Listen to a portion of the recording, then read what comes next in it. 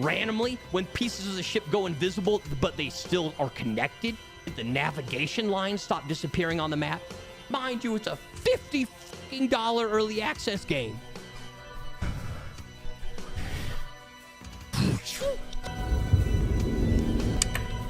Something wrong? Patrick? You're sweating. Welcome to another video. I'm BasedBellagio. Today, we're going to discuss Kerbal Space Program 2.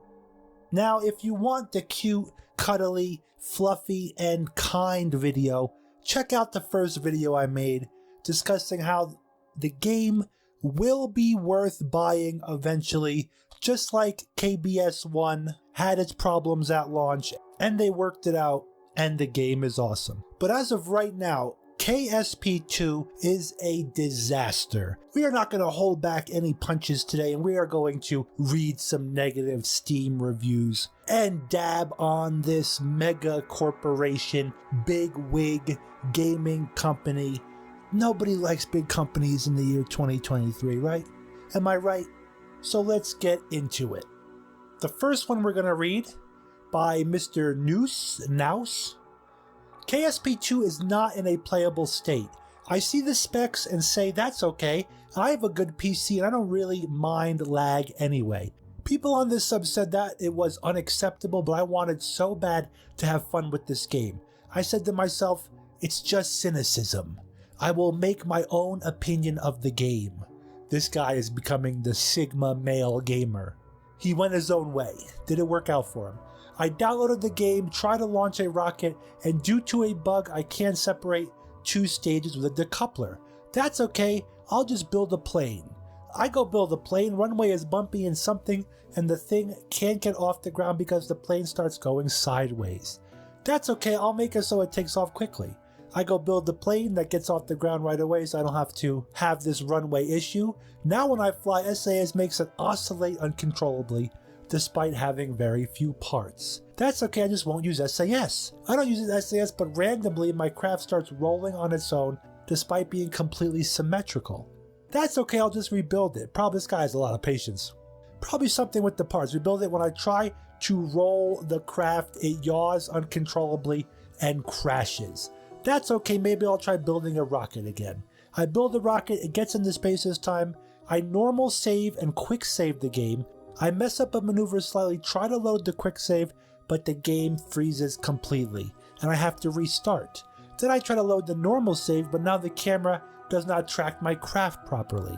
No amount of reloading or switching to a different craft or menu screen fixes the bug. That's okay, I guess I'll go back to KSP1 for now. Don't buy KSP2, maybe buy it in a year when it's better, but not now. Amazing. Should we give this guy an award? Should we heart this guy? Heartwarming. Very heartwarming. Oh. Barely playable. Feel like they should be paying me to play it at this point in this development.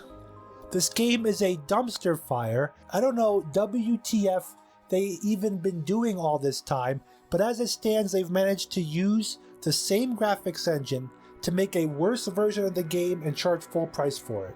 I feel like an idiot. Let's give him some fancy pants. Woof! Given the time put into this game so far, the current lack of content and horrible optimization does not bode well for the future. Right now it's overpriced and underdelivered, even for an early access. Wow. Scathing. Maybe in a few years when they drop the price and add more content, right now it's behind even the prequel in terms of stuff to do and build with. And when the game can get frame rates in the double digits, I recommend it. In the meantime, KSP1 is right there. Most disappointing sequel since Pacific Rim Uprising. Not yet, game runs bad, has less content than the original game. Original game can be modded to be better than this game. No modding for this game or Steam Workshop. The flight characteristics in this game seem to be a lot different than the original, and SAS seems to like to make my aircraft flop around like a fish. Punching my pillow currently. Could have bought motorcycle parts. Oof. We can't help you with motorcycle parts, but we can give you the Wild Award. Cause you a wild. You a wild man. You wild. These reviews are horrible. Horrible. And here is a really big one by Demonianism. Demonianism. Can we give him the Edgy Award for his name? I don't know. Okay, so I'll be updating this review, I hope. He played it for 2 hours. Now, first of all, before I read this, if I haven't put it in the video already, we're going to show STAR-NWLT, Twitch streamer. I like him, he's funny. I knew there wasn't re-entry physics like Heat. I knew that there was goddamn no career mode. I knew there's no multiplayer. I knew that the performance ran like shit, and I was okay with all of that. But when the navigation lines stopped disappearing on the map, when your ship starts losing stages randomly, when pieces of the ship go invisible, but they still are connected, when you can't load a fucking save file, and the longer that I play the game, the worse it fucking runs. Not saying like memory leak where you restart the game and it runs better, but the longer the save file exists, the worse it runs. It boggles my goddamn mind. And mind you, it's a $50 fucking early access game.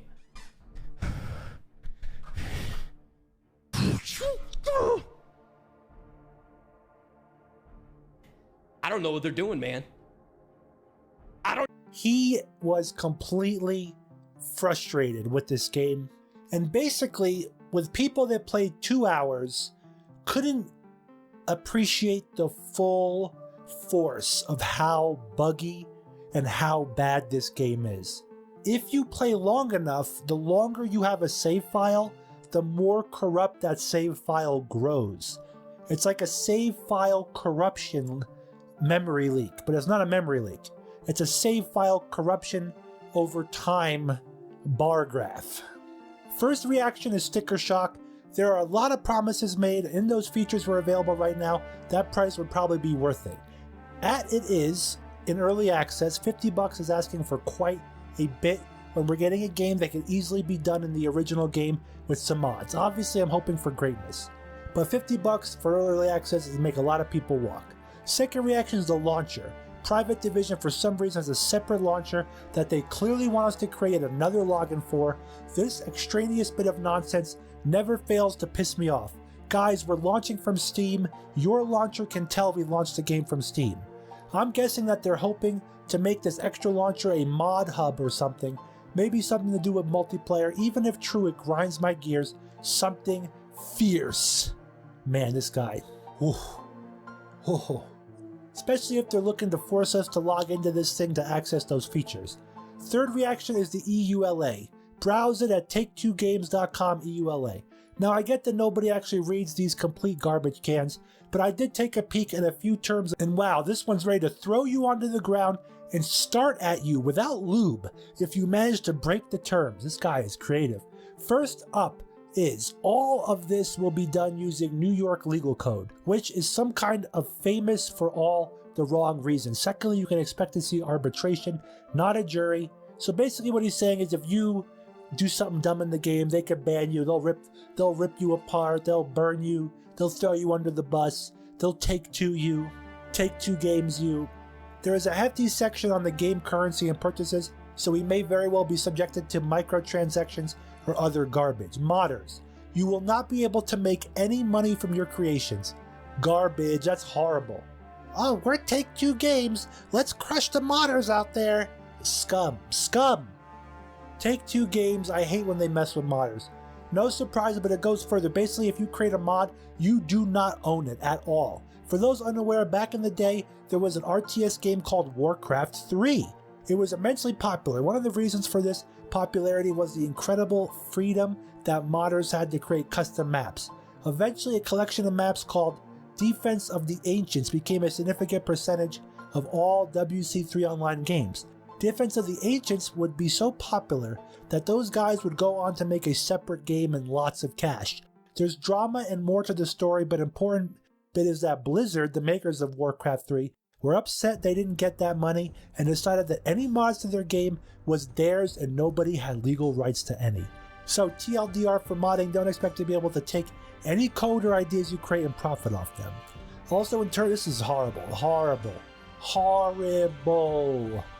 The only way that good mods come out of games is when you give modders the creative rights, their right to their code, their right to their ideas and creations. Also, in the terms allow for them to spy on you and sell your data, so you know there's that. Fourth, the limits of early access. A lot of players will be immensely disappointed. Yeah, we get that. Finally, the gameplay. Tutorials were nice, graphics are better, but hopefully something can be improved. I'm not really aware of the physics engine to comment. Overall, the rocket builder worked nicely. There were a number of small UI improvements. Everything was similar enough to the old KSP that adapting wasn't difficult. Getting into orbit of the moon was no trouble. The UI changes to show where you entered the sphere of influence were great. 2 hours play conclusion. I'm really let down. I mean, the long wait years ending in an early access release, the sticker shock, the launcher, the EULA, especially the spying, the being drugged and put on the floor by Take-Two Games without lube. Remember that part of this whole story? It's all bad. It's all horrible. Can we award this guy? I think I already awarded him. At present, I don't recommend this game, and maybe they'll actually deliver on those rather grandiose promises. And he is just unhappy at all. So, that being said, I would hold off on this until there's some optimizations. You got people out there with really powerful computers that are having a lot of problems playing this game. Like crazy problems.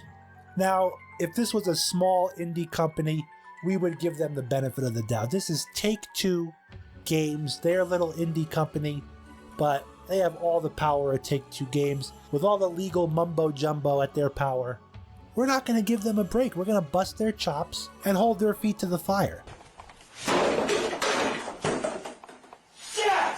But, guys, to play devil's advocate, these things will be fixed. Just not right now.